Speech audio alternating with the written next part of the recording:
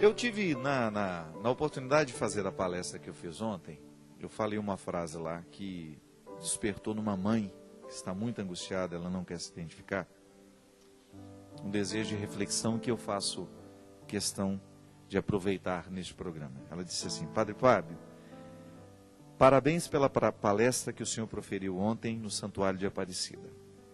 Eu estava assistindo em casa e percebi que minha filha ouvia do quarto dela, quando em um determinado momento o senhor disse: nada é mais desumano que tirar de alguém sua opção de escolha. Fecha aspas. Então a minha frase é essa: nada é mais desumano que retirar de alguém a sua capacidade de escolher. Aí ela continua o texto dela agora. Eu descobri há um tempo, padre, que minha filha é homossexual. Em conversa, ela me confessou e disse que não consegue se interessar por meninos.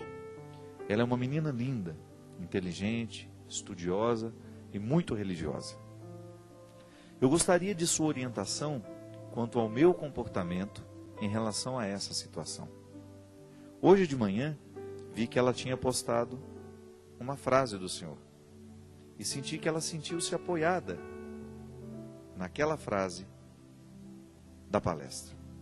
Eu estou errado em não aceitar a sua opção, padre?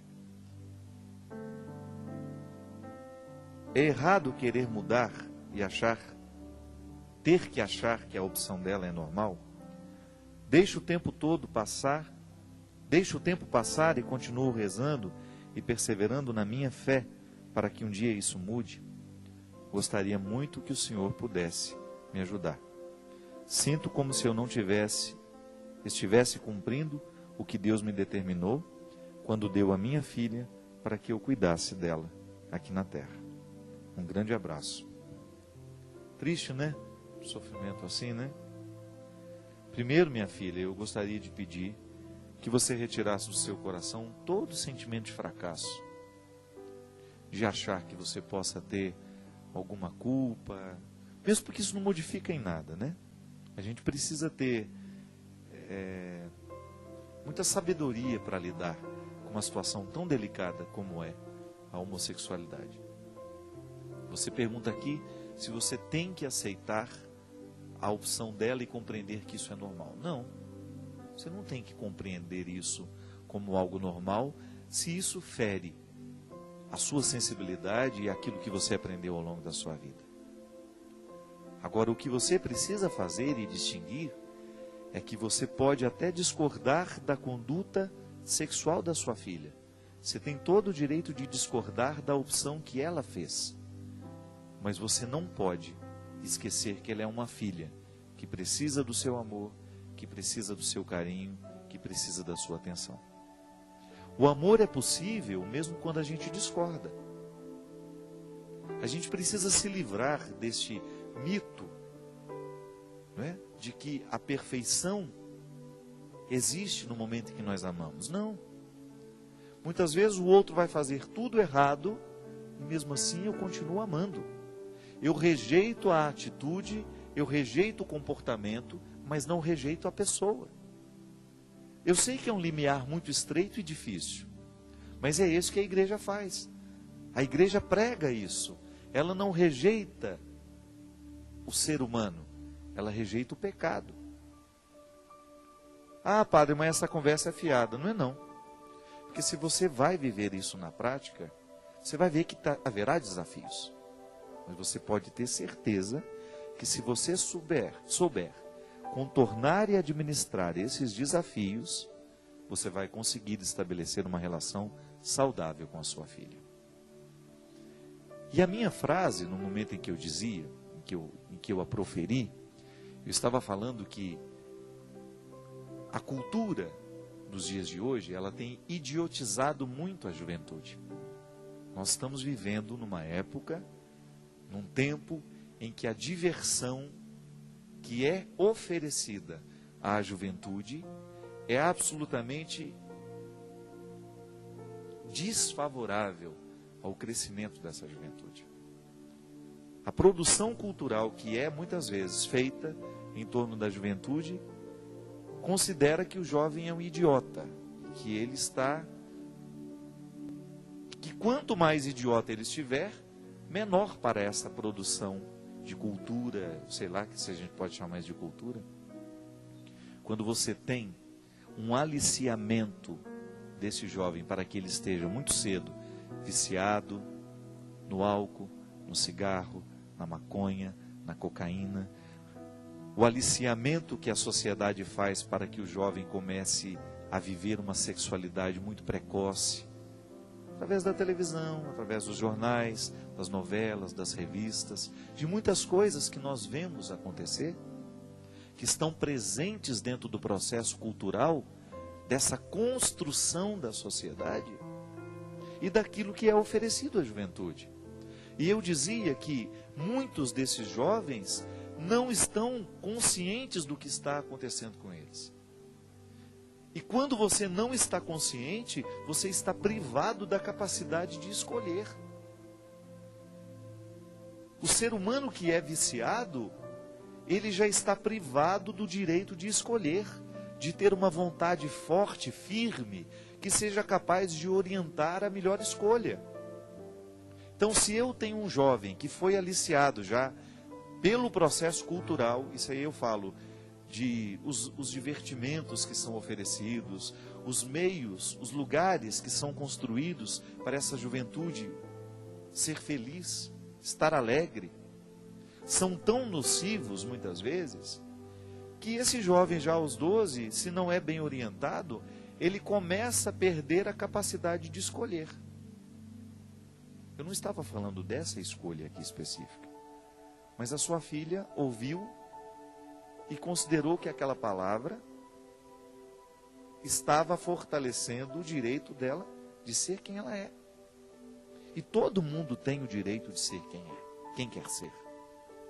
Eu não tenho, como padre, o direito de obrigar uma pessoa a ser como eu quero que ela seja. A minha pregação tem limites, o ensinamento da igreja tem limites, porque o papel da igreja é orientar e apontar o caminho, mas a gente não tem como viver pelas pessoas. E aí isso entra no contexto da liberdade. Eu estava falando de um contexto diferente, que é justamente que quando a pessoa está viciada, quando a pessoa está idiotizada, ela tem menos condições de escolher. Então, a condenação já está ali. Eu não sou livre para escolher. Porque alguém um dia me aliciou, alguém um dia me condicionou a querer o pior da vida. Isso é lamentável, minha gente. Quando você identifica que a nossa juventude está sendo condicionada a querer o pior da vida. É impressionante.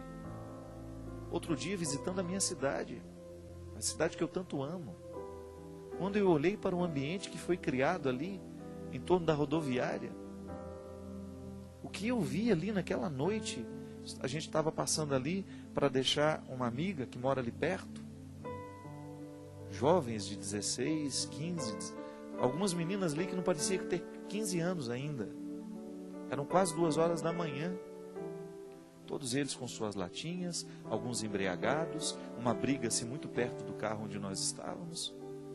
Eu fiquei lembrando daquele ambiente há 20 anos atrás, quando eu ainda morava lá. Que aquilo ali era um lugar onde as famílias passeavam, um lugar onde as famílias estavam ali, no final de noite, num domingo, um dia de calor. E de repente, quando eu olhei, sabe quando você se sente assim agredido? Gente, é a juventude da minha terra. Que ambiente pode ser? Que ambiente? O que esse ambiente pode fazer com esses jovens? Que juventude nós podemos esperar? Que futuro nós queremos para este país? Se os nossos jovens não são vigiados, infelizmente a palavra é essa. Se não existe uma lei para proteger, menor de idade não pode beber.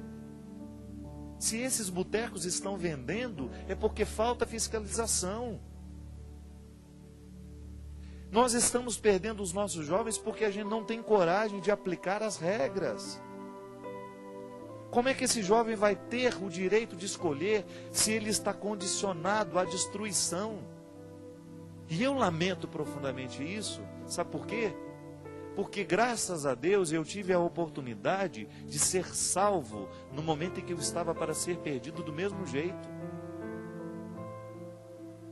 Isso não é só na minha terra, não. Em muitos lugares do interior do Brasil, vocês que estão me assistindo podem dar testemunho disso. Os nossos jovens estão sendo reduzidos ao pó, na diversão que nós oferecemos para eles, nos espaços culturais que as nossas cidades oferecem.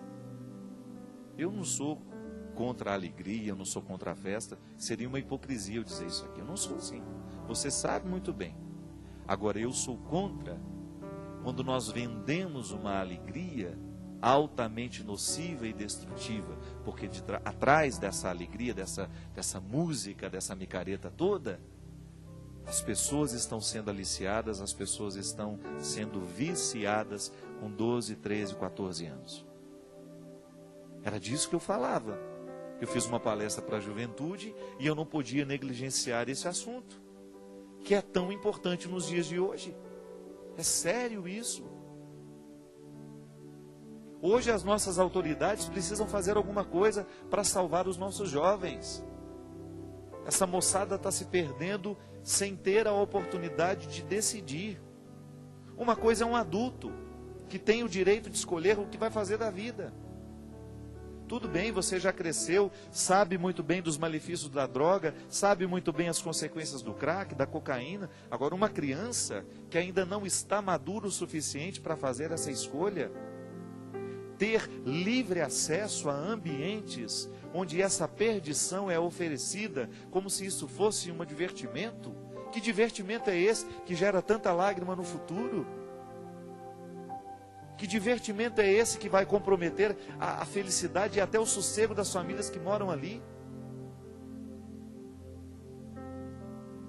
Será que não está na hora da gente repensar as nossas posturas, o que a gente oferece à nossa juventude, para que esse sofrimento seja evitado?